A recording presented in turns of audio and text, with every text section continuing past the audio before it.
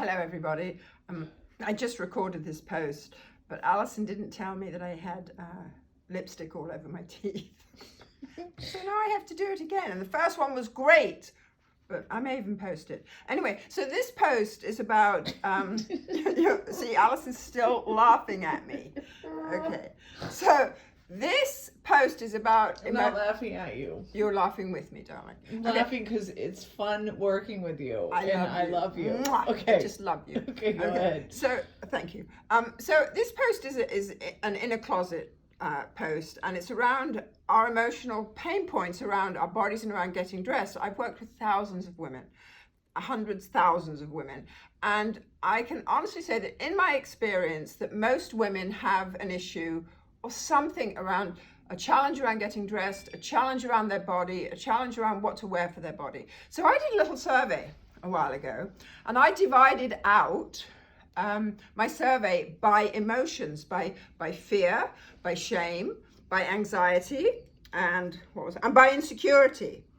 And I listed the answers. And what we would love, what Alison and I would love, is if you would share your pain point. I mean, I'm going to share mine. Alison, do you have any? I have several. Several, yes. Yeah. So, and I would love to create a community of support around that, to know that we're not alone. So I'm going to ask you a few questions, Alison, and see. Let's go into fear. So, fear of being embarrassed because I'm not dressed appropriately. Does that happen to you? No.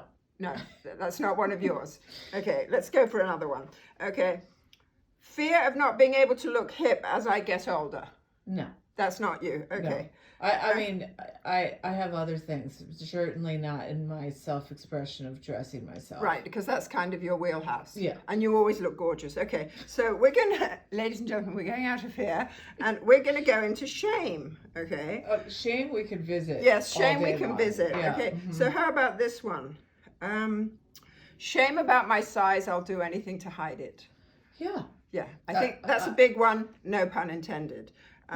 I have to say for myself, even though I'm very grateful for where I am at nearly 65. Looking fabulous. Thank you, darling. Looking super with Brenda Cooper. That's right.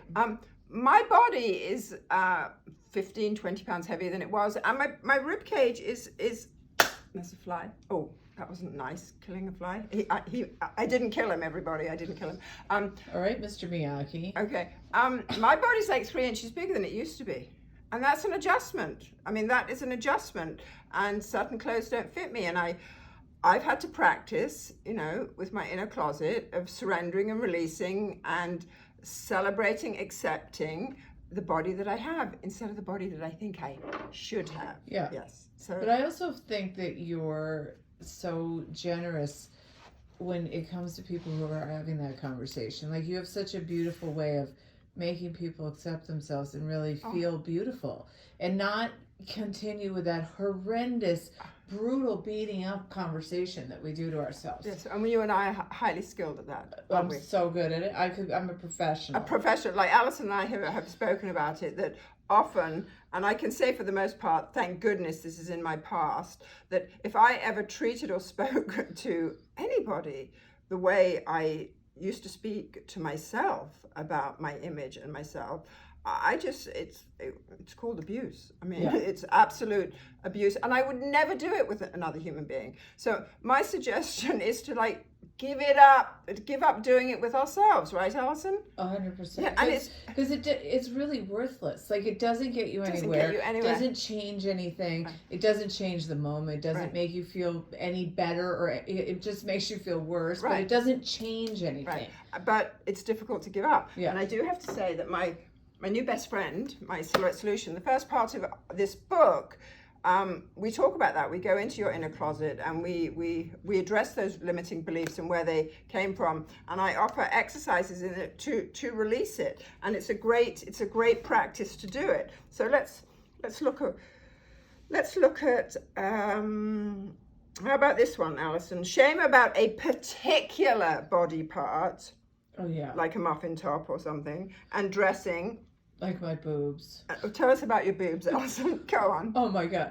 I've always had gigantic boobs. And even when I was thin, I still just wanted to, like, they sprouted out at 13. Wow. And I just, it's always felt like not like me embracing them going, oh, look how feminine I am. They're just there. And like, I'm like a size 8, but I have to get a 10 jacket or a 12 because I got to get those things in there, and they make me feel like I look heavy, and they also just, I feel like they're just always there. Right? I don't love them.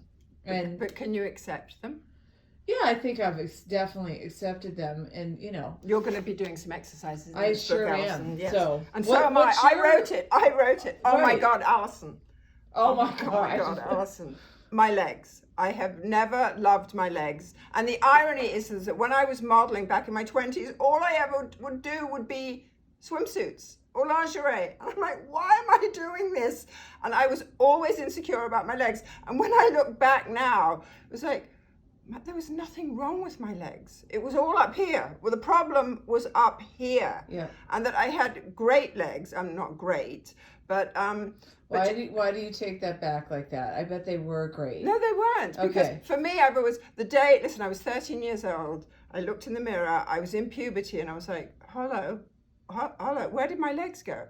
I had long, skinny legs, and then they turned into thick ankles, big calves, and big knees. And then one day I saw my father, and it's like, oh my God, I've got his legs. Genetics. And yes, and I've never accepted them, but I've begun to accept them and embrace and have gratitude for the body I have. Right, and like, think about it too. I mean, I think one point is, we're all, thank God, like, I'm not, and people who are disabled overcome stuff that's incredible, right?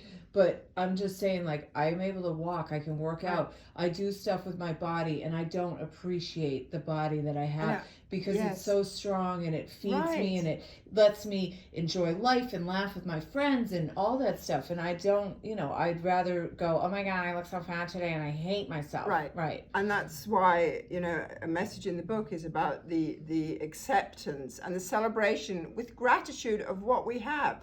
Look, I have a sister in England who I have just become reconnected with, and she has cerebral palsy. She was born with it. And she's the most amazing, amazing woman. It just moves me, what she has been through and who she is and how she never stops striving, and she's a beautiful girl. I mean, she's a beautiful girl, but she has never thought she's beautiful. Right. So it's about this self-acceptance, and in the self-acceptance, there's empowerment and confidence sprouts. So I would love, if our audience is interested in this post, and I do hope you are, to share what your pain point is around getting dressed, around your body, and know that you're not alone. Hey, we're all in this together. It's called being human. Let's do it with style.